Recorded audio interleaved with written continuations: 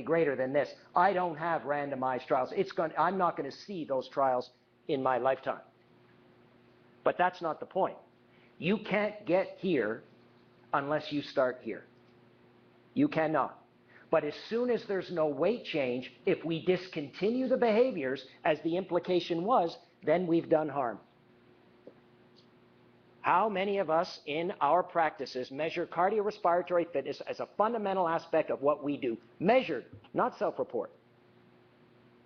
Right? Measure it. So that we can tell people you are engaging in the behaviors. Until we start doing that, will we be back? We'll have the same debate. Is it exercise or it's diet? You know the only difference? That childhood obesity won't have gone up 700%. It'll be 900% because we don't get it. The childhood school programs? No, I would agree with Yoni. I think I heard this implication. Why do we care about obesity? If we get them physically active, eating better, that'll take care of itself. That'll take care of itself. So I agree that the outcome, again, should not drive the behaviors. So in the interest of fair play,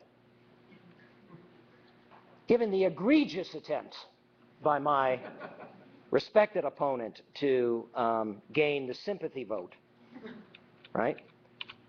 We're done. Now, this is my wife's dog.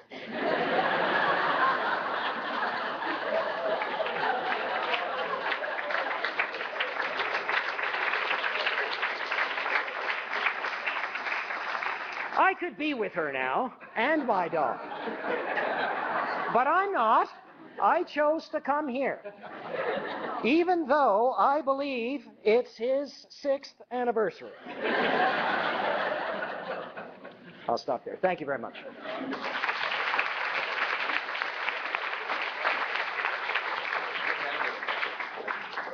Okay. Thank you, Dr. Ross. And we'll just have a few final wrap-up comments from Dr. Friedhoff. Thanks, Bob. So I have to take issue with something that Bob said because he presumed something about what I might think or say that's not actually true. I've got to also try and figure out how to start down at the bottom of my talk rather than at the beginning of my talk. I don't know if anybody here knows how to do that. Maybe I just won't use the big screen. In terms of where I have to correct him, I actually think that the outcomes in terms of people exercising and losing 3 pounds are wonderful. You know, some of you may know that I wrote a book with Dr. Sharma where we rage against the notion of using body mass indices or weights to suggest someone has or has not succeeded. That's not what it's about. It's about living the healthiest life a person can enjoy. You know, it's about eating the healthiest diet you can live with for the rest of your life, not the healthiest one you can tolerate for a few weeks, which is a diet. But similarly, in regard to exercise, it is about exercising as much as you can enjoy doing. I think that when it comes to weight management, people have a very bad habit of falling into the under-eating, over-exercising trap, where that one of those two or a combination of those two approaches are what's adopted. And then people fail. And I think that some of the blame definitely falls on the shoulders of the messaging that we give people in regard to weight in society. And I think that that messaging in part comes from researchers too. You know, I understand this is about, like Bob said, if you're a hammer, everything's a nail, and I get that. But, you know, I really think that we need to think about the implications of what we're doing. In regard to exercise, I think we need to promote it more. I agree with Bob.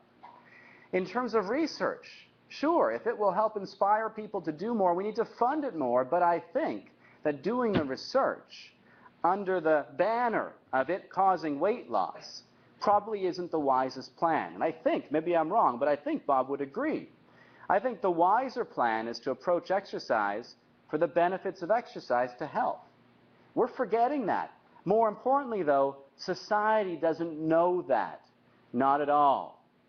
And I guess the reason why, perhaps, can be explored from this study. So we talked about this study briefly. This was the 5,000 Dutch adults. I'm just going to try to go through this manually. They were monitored for 10 years. They were measured 10 years in a baseline, whether or not exercise mattered. And Like I told you, that there was in fact a difference at 5 years, but that it did not persist at 10. And that really ultimately, at the end of the day, exercise did not impact weight very much. But what were the conclusions in the study drawn by the authors with those results? These findings support the need for public health programs that promote physical activity. This study didn't look at the outcomes Bob was talking about, where I think they might well have concluded this quite rightly in terms of increased benefits to cardiorespiratory fitness, insulin, and so forth. This study was making this conclusion on the basis of a 10-year look and a 1.2 pound difference in weight and a 1/5 of an inch difference in waist. Now, again, having somebody not gain for 10 years or lose a pound in 10 years is phenomenal. People are gaining weight 1 to 2 pounds a year. So this, in fact, is a huge success. But I think that the messaging matters so dramatically to everybody out there. Because I'll tell you from my personal experience with literally thousands of patients at the bedside right now, it is far easier to help people affect a change in dietary consumption of calories than to get them regularly exercising in any dramatic amount as far as weight goes. But the fact is, we cannot ignore the fact that what people want is weight management.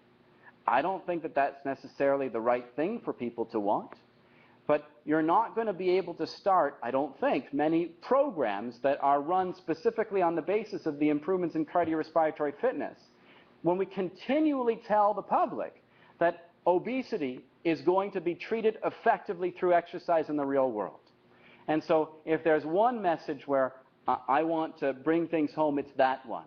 In terms of presenting data, Bob presented some nice data on food's impact on weight control. He showed those nice bar graphs. I didn't think there was a great deal of need for that because this talk here was to talk about, in my mind, exercise and how we package it. And so ultimately, I would love to see Bob get more research funding. I would love to see exercise protected as something we need to do.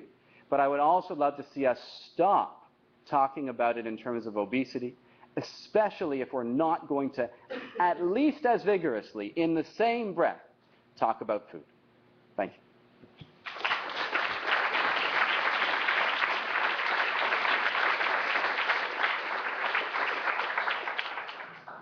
Okay, well, the way that debates go, there usually has to be a winner and a loser. So we're going to take a few minutes here, and I'm going to just first ask the question, did anyone change their mind about this debate after listening to the speakers today? Just a show of hands. Did anyone flip to the other side?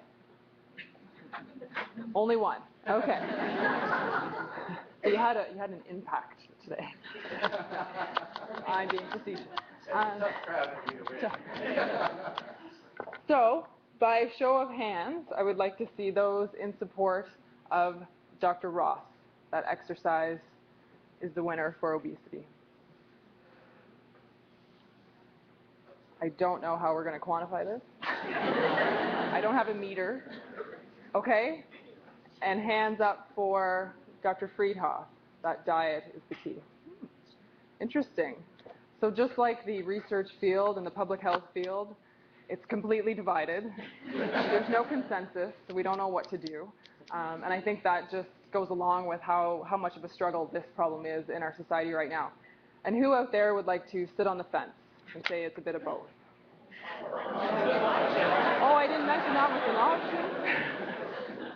I think both our speakers alluded to the fact that they also sit on the fence when it comes to this issue, that both behaviors are very, very important. So we have a bit of time now, and I'm sure there are some burning questions in the audience, so I would like to open it up. If anyone has a question, would you please stand and speak very loudly so we can pick it up here? You can be an open question to both, or you can target it at one or the other. Go in the back. I work in the fitness industry, and Yoni alluded to the messaging. And combining the ethics of the message, combining ethics into effective marketing is a great challenge. So I'd like to ask Yoni himself how he manages to compete with the massively financed marketing engines out there that say, your info commercials, lose weight now, it's quick, it's easy. How do you draw the balance? I think the short answer is, to some extent, I don't. So the program that we offer isn't a magic weight loss program, right? So we're not promising, rapid weight loss. We're not using any products. We're not making any guarantees. And I think there is a small but real percentage of the population who are looking for that. And so I don't think we can or are really competing with the folks you're mentioning. If somebody is looking for that, even if they came to see me, they'd probably walk out the door afterwards, because they'd be very clearly told there is no magic, we have no guarantees, we do our best. Over here. Do you think there's a lack of education in people in terms of how to eat a balanced diet, or is it a question that we're being marketed out of our minds by the fast food people? I think there's a huge discrepancy between what we're told we should eat and what we should eat. I'm not a particularly big fan of Canada's Food Guide. I don't think it provides evidence-based nutritional guidance whatsoever. And certainly the market that we find ourselves in terms of the selling of food with front-of-package labeling on highly processed pulverized flour and sugar makes it very difficult for people to navigate this. You need a PhD in nutrition to navigate the nutrition facts panels, and Health Canada makes it more difficult, not less difficult, for people to shop properly in a supermarket.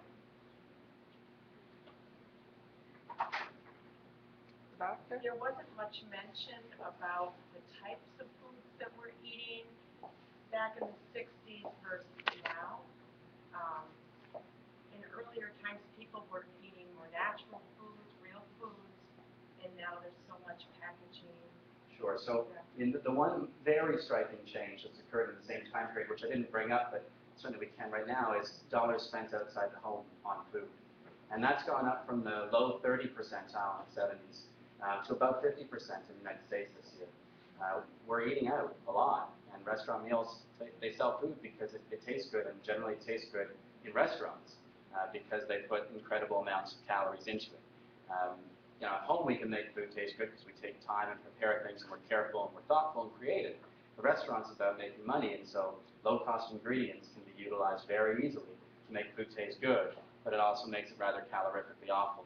And so I think it's one of the big players. And certainly if we got people into the kitchen, I'd be out of business. If all of Canada just started cooking from real ingredients, not stirring things together in a pot and calling that cooking, but actually cooking, I think that alone would outweigh any intervention that any of us could put in place in regard to weight change in society. Eric? I have nothing to really add, not a dietitian. Oh. We're not even in it. Oh.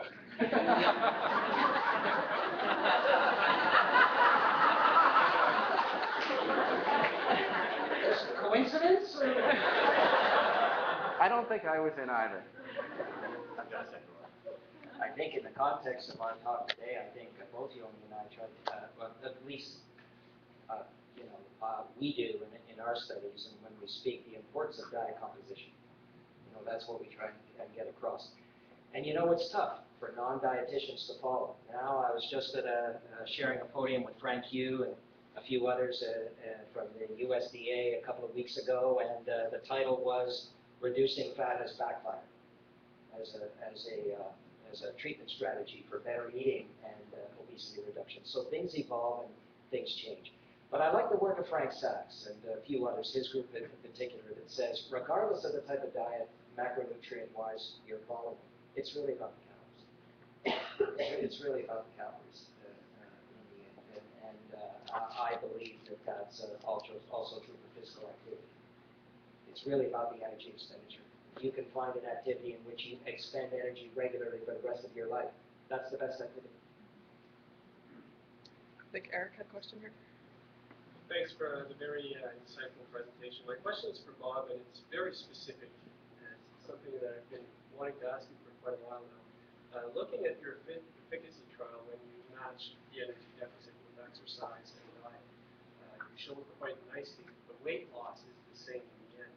But you also showed that the fat mobilization relaxation in the exercise group is greater. So in the end,